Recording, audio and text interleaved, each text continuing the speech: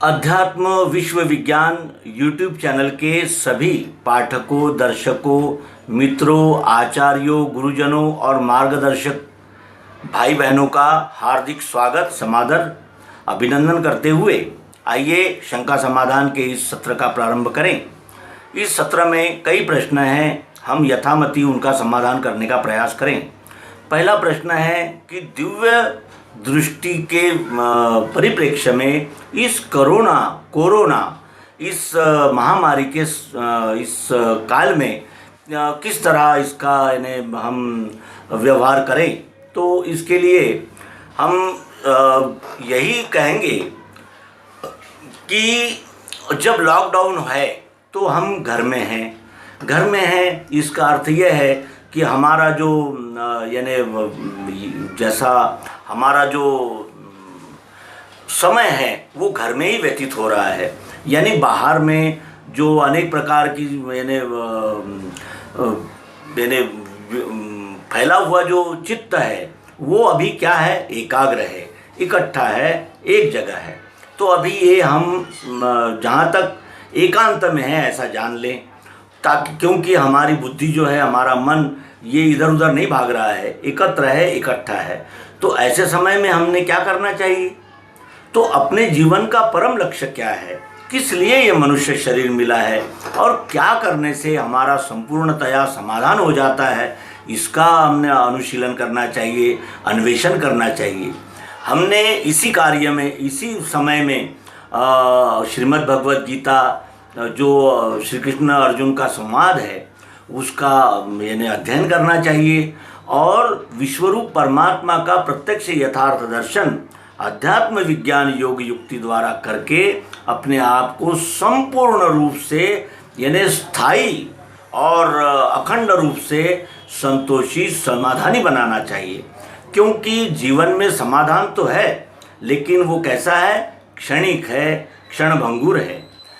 कोई भी वस्तु या भोग प्राप्त होते हैं और फिर उसके बाद उसमें से जो प्राप्त आनंद है वो भी हमसे छूट जाता है। क्यों ऐसा होता है? क्योंकि जिसमें जितना ये रहता है, सामर्थ्य रहता है, वो उतना ही हमें आनंद दे पाता है। तो भोग, ऐश्वर्य, मान, सम्मान ये आदि जो उतने भी हमें जन्म के बाद प्राप्त होते हैं वो कैसे हैं? क्षणभंगुर आनंद देने वाले हैं, क्षणभंगुर समाधान देने वाले हैं।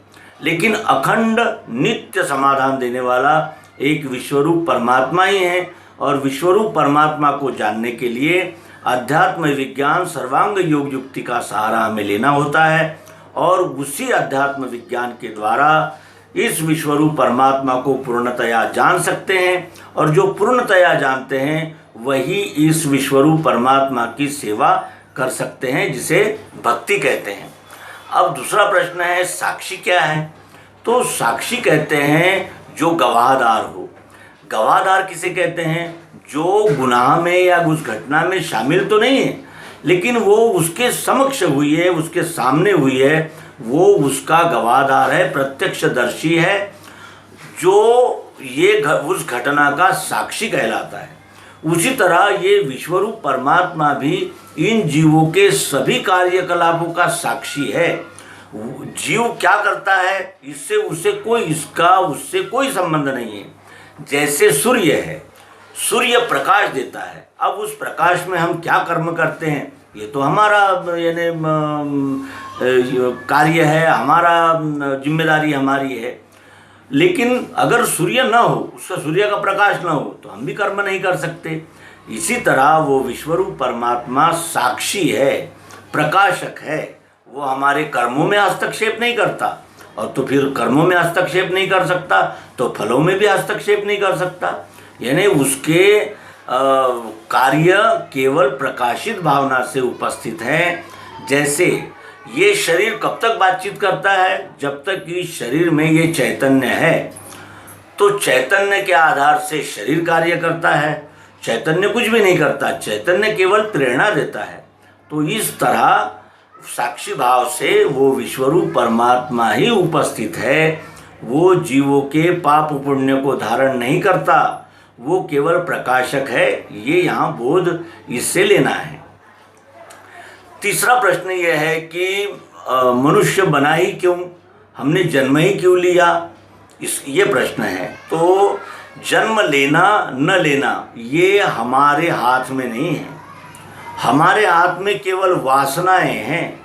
और जन्म लेना या नहीं लेना ये हमारा कार्य नहीं है, क्योंकि हम ये जो जीव है ये सभी पराधीन है, विश्वरूप परमात्मा के अधीन है। ये सारी सृष्टि को रचना, रखना और विलय करना ये उस विश्वरूप परमात्मा का ही कार्य है, जिसमें कोई हस्तक्षेप नहीं कर सकता।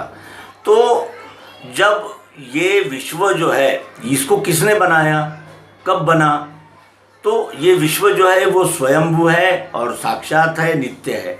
उसी तरह ये जीव भाव भी जो है वो नित्य है और साक्षात है और स्वयंभू है, क्योंकि एको हम बहुश्याम, एक ही है वो बहुत हो गया है, क्योंकि उसे आनंद नहीं आ रहा था। यानी स्वयं के आनंद के लिए ही इस विश्वरूप परमात्मा ने इस चराचर सृष्टि का रूप धारण किया है। तो इस तरह हम ये जानते हैं कि ये परमात्मा ही स्वयंभू कार्य कर रहा है। और हम क्यों पैदा हुए या हम क्यों आए हैं यहाँ, इसका प्रयोजन है कि हमारी वासनाएं, हमारी इच्छाएं, हमारी कल्पनाएं यही हमें शरीर धारण के लिए मजबूर करती है। और वो करे बंधन आत्मा को दे हमें, कौन, ये 3 गुण, सतोगुण, रजोगुण, तमोगुण, यही इस आत्मा को शरीर धारण करने के लिए मजबूर करते हैं और यही शरीर धारण करने का मूल कारण है। तो ये प्रश्न यहाँ हम तीनों शंकाओं का यथामति समाधान किए हैं। और कुछ त्रुटियां हो तो आप कमेंट बॉक्स में अवश्य नमूद करें। सभी को हार्दिक नमस्कार और सभी का हार्दिक स्वागत। अध्यात्म विश्व विज्ञान यूट्यूब चैनल आपका है, आपके लिए है, और इसका परम लाभ तभी है जब हम इस अध्यात्म विज्ञान को मनन, चिंतन, निधिध्यासन के द्वारा और जांचे, पक्का करे और दृढ़ निश्चय होते ही फिर मुक्ति है ब्रह्मजाल से, ये कहते हुए नर्मदे हर सद्गुरु भगवान की जय।